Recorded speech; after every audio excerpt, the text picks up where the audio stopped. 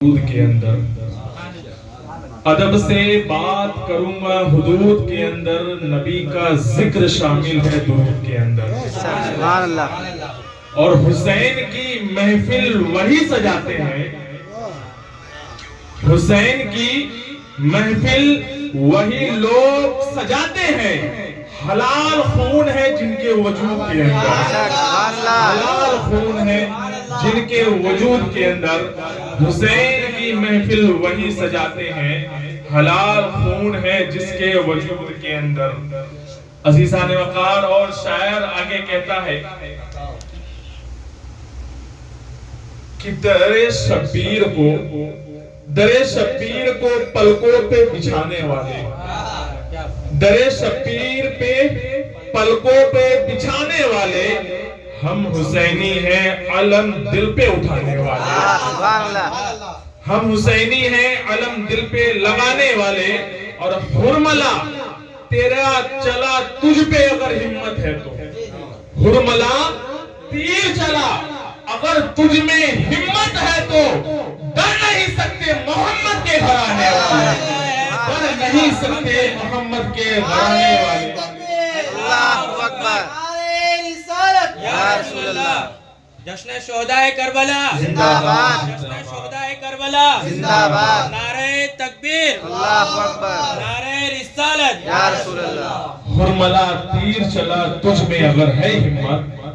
डर नहीं सकते मोहम्मद के घराने वाले।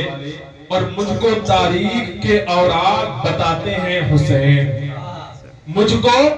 तारीख के औराक बताते हैं हुसैन, मिट गए तेरे घराने को मिटाने वाले, मिट गए तेरे घराने को मिटाने वाले, मिट गए तेरे घराने को मिटाने वाले। और हर इब्तिदा से पहले हर इंतहा के बाद ज़ाते नबी बुलंद है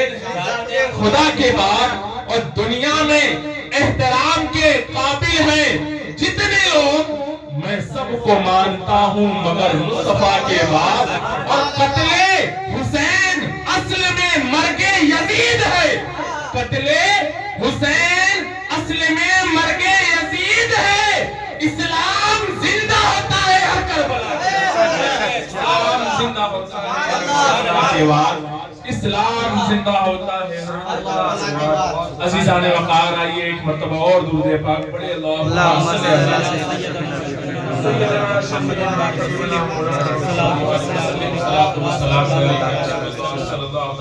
अला कुरान करीम की बड़ी मशहूर और मारूफ आयत करीमा की तिलावत करने का शर्फ हासिल किया। अल्लाह तबारक व तआला अपने मुक़द्दस किताब कुरान अज़ीम में इरशाद फरमाता है कि ऐ बंदो, जब तक मैंने तुम्हें जिंदगी दी है तब तक तुम्हारी आजमाइश होगी, तब तक तुम्हारी आजमाइश होगी। कभी तुम्हें माल के जरिए आजमाया जाएगा, कभी जान के जरिए आजमाया जाएगा, कभी इज्जत व आबरू के जरिए आजमाया जाएगा।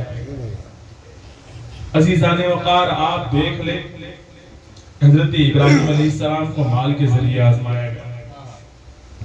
हजरत इब्राहिम अलैहिस्सलाम को, ये जो महीना हमारे और आपके साथ है मुहर्रमुल हराम का महीना, और ये जो महीने में शहादत हुई है, जो पूरा का पूरा घराना रसूल उन्होंने अपने शरीयत मुस्तफा को बचाने के लिए लुटा दिया, उनकी भी जो आजमाइश हुई है, कैसी कैसी आजमाइश हुई है। अल्हम्दुलिल्लाह आज हमें पीने के लिए पानी मिल जाता है, खाने के लिए हमारे सामने एक से एक खाने मिल जाती है, लेकिन जरा गौर करें, जरा फिक्र के साथ सोचे हम, तो पता ये चलेगा कि वो जो 72 जानिसार थे, जिनको प्यास की शिद्दत से इतना तड़पाया गया, भूख की वजह से इतना तड़पाया गया, आज हम अगर घर में बैठकर ऐशो आराम से खा पी रहे हैं, आज अगर हम घर में बैठकर मजे से अपनी जिंदगी को गुजार रहे हैं, आज अगर हम अपने घरों में बैठकर अपने औलाद को अपनी मोहब्बत की निगाहों से देख रहे हैं, आज अगर हम अपने घरों में बैठकर अपने माँ बाप के चेहरे को मोहब्बत की निगाह से देख रहे हैं, तो ये मेरे इमाम को हुसैन का सदका है कि करबला के मैदान में अपना पूरा का पूरा कुंबा लुटा दिया, अपना पूरा का पूरा घराना कुर्बान कर दिया। तब जाकर आज हम शान और शौकत से जी रहे हैं, तब जाकर आज हम फख्र से अपने आप को हुसैनी कह रहे हैं। अफसल اصل میں جو ہمیں حسینی کہلانے کا حق دیا ہے وہ امام حسین نے دیا ہے۔ عزیزان وقار ذرا غور تو کرے امام حسین نے کیسی کیسی شہادتیں دی ہیں، امام حسین نے کیسا کیسا امتحان دیا ہے۔ آج ہم نے دین کو ایک دم کم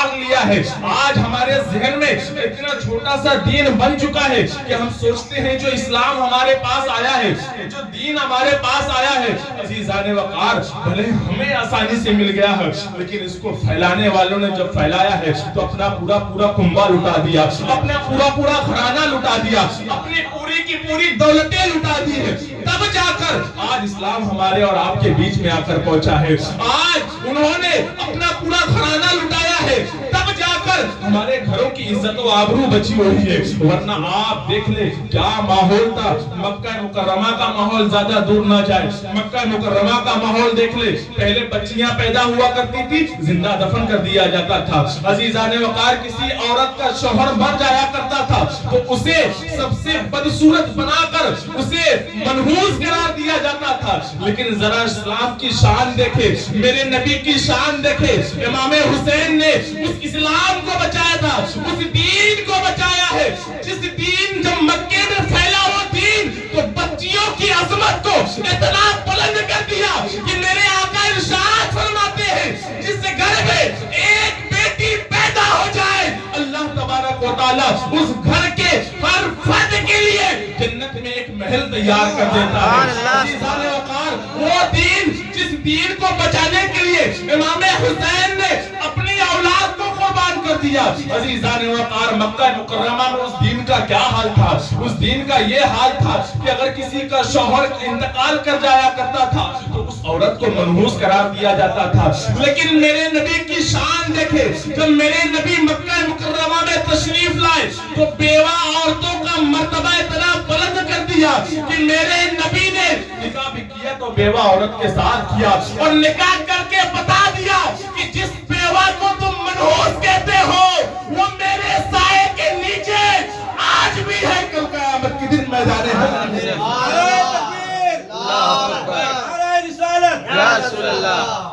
عزیزان وقار آج ہم امام حسین کی اگر میلاد کرنے بیٹھے ہیں، ذکر کرنے بھی بیٹھے ہیں تو یہ امام حسین کا صدقہ ہے، یہ امام حسین کا صدقہ ہے کہ آج ہم امام حسین کا ذکر شان و شوکت کے ساتھ کر رہے ہیں بغیر کسی ڈر و بغیر کسی خوف کے۔ عزیزان وقار میرے آقا کریم صلی اللہ علیہ وسلم ارشاد فرماتے ہیں تمہاری نمازیں بیکار، تمہارے روزے بیکار، تمہاری ساری زندگی کی عبادت بیکار اگر تمہارے دل میں محبت اہل بیت نہیں۔ زندگی کی ساری عبادت تمہارے منہ پر مار دی جائے گی اگر تمہارے دلوں میں اہل بیت کی محبت نہیں ہے۔ اب ذرا غور کریں جو چھوٹی چھوٹی سی بات پر، ذاتی بات پر سیدوں سے اور رسول کے گھرانوں سے بغض رکھ لیا کرتے ہیں، بڑے بڑے کی بات چھوڑ دو، ان کا تو اللہ جانے کیا ٹھکانہ ہوگا۔ یہ جو چھوٹے چھوٹے لوگ ہیں جو چھوٹی چھوٹی ذاتی بات پر سیدوں کے دشمن بن جایا کرتے ہیں، اہل بیت سے غداری کر لیا کرتے ہیں، میرے آقا کریم ارشاد فرماتے ہیں اللہ تبارک و تعالیٰ ان کی عبادت ان کے منہ پر مار دے گا اور ان کے دلوں میں کینہ برابر بھی، رائی کے دانے کے برابر بھی اہل بیت سے بغض ہوگا۔ عزیزان وقار میرے آقا کریم صلی اللہ علیہ وسلم ارشاد فرماتے ہیں تم نماز پڑھو گے اس کی کوئی گارنٹی نہیں ہے کہ تم جنت میں جاؤ گے کہ نہیں جاؤ گے، جنت کی دور کی بات ہے، تمہاری نماز قبول ہوئی کہ نہیں اس کی کوئی گارنٹی نہیں ہے،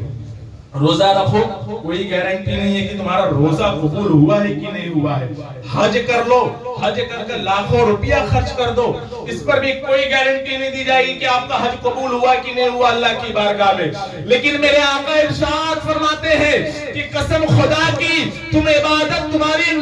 قبول ہوئی کہ نہیں ہو بات کی بات ہے، اگر تم بھلے عبادت میں کم ہو، اگر تمہارے دل میں رائی کے برابر بھی اہل بیت کی محبت ہے، میری محبت تمہارے اندر زندہ ہے، میرے نواسے کی محبت زندہ ہے، علی کی محبت زندہ ہے، تو تمہاری عبادت نہ دیکھی جائے گی بلکہ تمہارا دل دیکھا جائے گا کہ تم نے محبت جو کی ہے کس عقیدت کے ساتھ محبت کی ہے۔ جیسی عقیدت ہوگی होगी वैसा तुम्हें सिला मैदान हश्र में दिया जाएगा, वैसा सिला तुम्हें मैदान हश्र में बख्शा जाएगा। अजीजान वक़ार, हदीस मुबारका में आता है, बुखारी शरीफ की हदीस मुबारका है, बड़ी प्यारी हदीस है कि मेरे आका करीम सल्लल्लाहु अलैहि वसल्लम इरशाद फरमाते हैं कि अगर कोई मेरी अहले बैत से मोहब्बत करता है तो इस बात की वो गारंटी ले ले कि मरते वक्त वो कलमे तैयबा पढ़कर मरेगा, और मरने के बाद उसका जो हश्र होगा कल क़यामत के दिन मेरे साए के नीचे होगा। और जिस सवारी से मैं सबसे पहले जन्नत में दाखिल होगा उस सवारी के पीछे पीछे वो तमाम गुलामों की तरह दाखिल होता हुआ चला जाएगा। अजीज़ान वक़ार,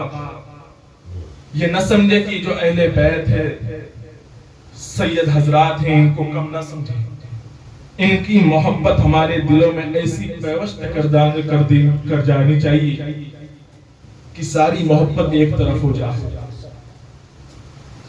क्योंकि मेरे आका करीम सल्लल्लाहु अलैहि वसल्लम इरशाद फरमाते हैं, जिस अल्लाह तबारक व तआला कुरान मजीद में इरशाद फरमाता है, जिस तरीके से तुम पर नमाज फर्ज की गई है, रोजे फर्ज किए गए हैं, हज किया गया है तुम पर, कुर्बानी का जो तुम पर मालिक निसाब तो कुर्बानी वाजिब कर दी गई है, उसी तरीके से अहले बैत की मोहब्बत तुम्हारे ऊपर फर्ज कर दी गई, फर्ज कर दी गई है। सुन्नत नफिल की तो बहुत दूर की बात है, फर्ज कर दी गई है। नमाज छोड़ोगे तो गुनहगार कहलाओगे, अगर अहले बैत से मोहब्बत छोड़ दोगे तो गुनहगार तो कहलाओगे, बदकार भी कहलाओगे। अजीज़ान वक़ार, मेरे आका करीम सल्लल्लाहु अलैहि वसल्लम इरशाद फरमाते हैं, मुझे सबसे ज्यादा अजीज वो है जो मेरे अहले बैत से मोहब्बत करता है। सुभान अल्लाह, सुभान अल्लाह। आए हम अपने इमाम से सुनते हैं कि मेरे इमाम अहले बैत के बारे में कैसा ख्याल रखते थे। अजीज़ान वक़ार, मेरे इमाम से पूछा गया तो मेरे इमाम इरशाद फरमाते हैं, ताहिरा ज़ाहिरा, ताहिरा ज़ाहिरा मुत्तक़िया, बिन्ते नूर ज़ौजे नूर उम्मे नूर। ताहिरा ज़ाहिदा मुत्तक़िया, बिन्ते नूर की मतलब हुजूर की बेटियों में शुमार आ गया,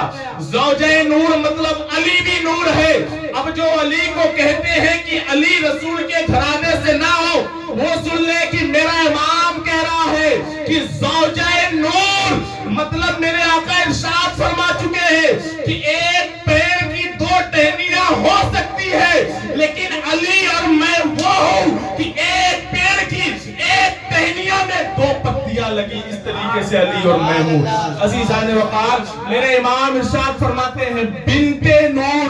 ज़ौजे नूर उम्मे नूर। उम्मे नूर का मतलब होता है हसनैन करीमैन की माँ। अजीज़ान वक़ार, मेरे इमाम ने अहले बैत से इतनी मोहब्बत की है कि आप पूरी हदाई के बख्शिश उठा के पढ़ लीजिए, कहीं पर उन्होंने हज़रत फातिमा ज़हरा का नाम फातिमा लिया ही नहीं है, बल्कि जब भी कहा है तो ताहिरा कहा है, कभी मुत्तकिया कहा है। अजीज़ान वक़ार, कभी उन्होंने अपनी ज़बान से वो नाम ही नहीं लिया है। जरा गौर करें, जरा सोचे हमारे इमाम ने कैसी मोहब्बत किया करते थे, कैसी मोहब्बत उनके दिलों में थी अहले बैत अतहार से। लोग कहते हैं कि आला हजरत का कलाम ना पढ़ो, लोग कहते हैं आला हजरत का सलाम ना पढ़ो, लोग कहते हैं कि आला हजरत क्यों कहते हो। अमा मियां, हम आला हजरत ना कहते हैं, बल्कि उनके जो दिलों में अहले बैत की मोहब्बत के चिराग उन्होंने रोशन किया था, वो चिराग हमें आला हजरत कहने पे मजबूर कर देता है।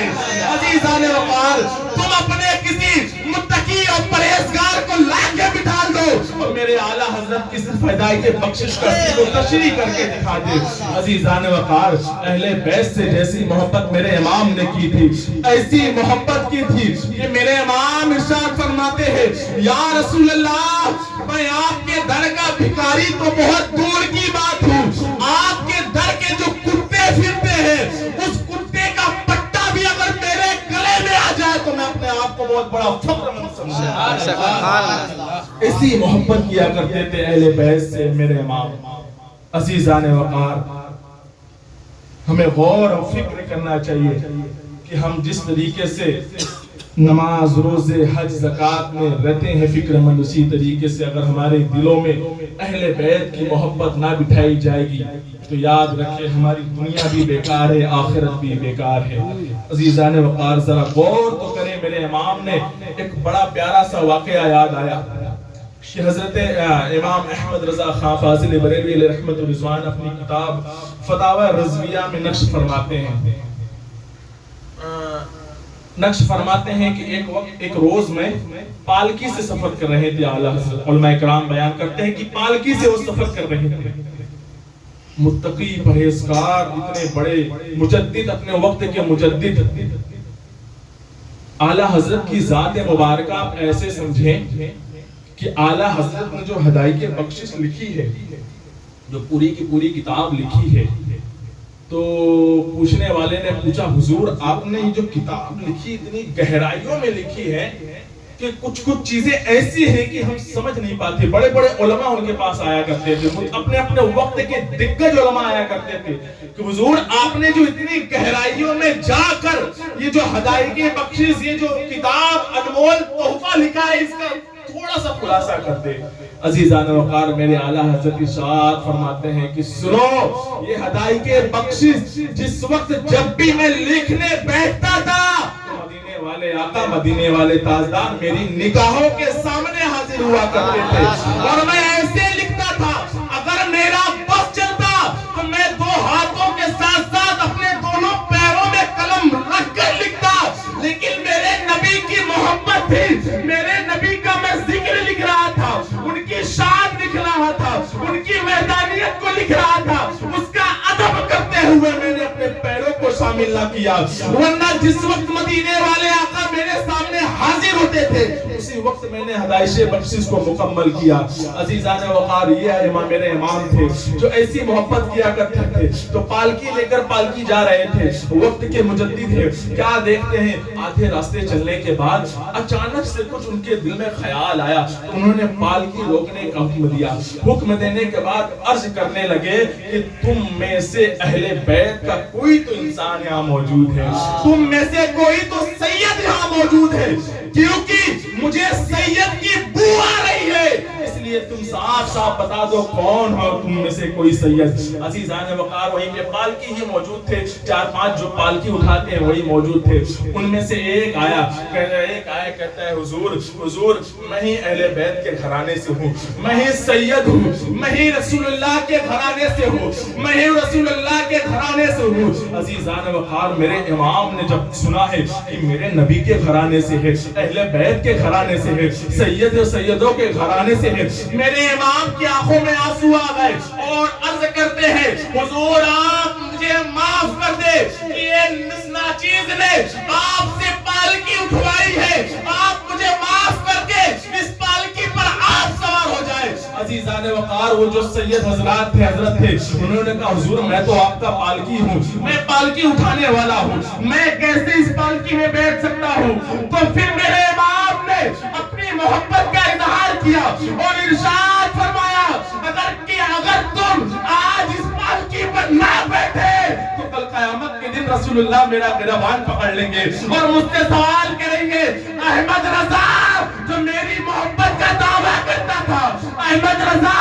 جو اہل بیت سے محبت کا دعویٰ کرتا تھا، اس وقت انہیں ایک پالکی جو اہل بیت تھا، میرے گھرانے سے تعلق رکھتا تھا، اس سے تمہیں اپنی پالکی اٹھوائی تھی۔ حضور آپ اس گستاخی کو معاف کر کے مجھے اس کا صلہ دیجئے اور اس پالکی پہ آپ تشریف رکھے۔ اپنے وقت کا مجدد وہ امام جس کے سامنے اچھے پانی پیا مانگتے تھے، جس کے سامنے آنے سے اپنے تو اپنے غیر بھی تھرتھرا جایا کرتے تھے، وہ امام کہہ رہا ہے کہ حضور آپ پالکی پہ تشریف بیٹھے، آپ پالکی پہ تشریف رکھے اور اس غلام کو خدمت کرنے کا موقع دے۔ عزیزان وقار لکھنے والوں نے لکھا ہے کہ وہ جو پالکی اٹھانے والے تھے، حضرت میرے امام نے اسے اپنی پالکی پر بٹھا کے اپنے کندھوں پہ پالکی کو اٹھا کر اس راستے کو مکمل کیا ہے عزیزان وقار وہی امام جس امام کو امام اعلیٰ حضرت کہتے ہیں وہ امام نے ہمیں درس دیا ہے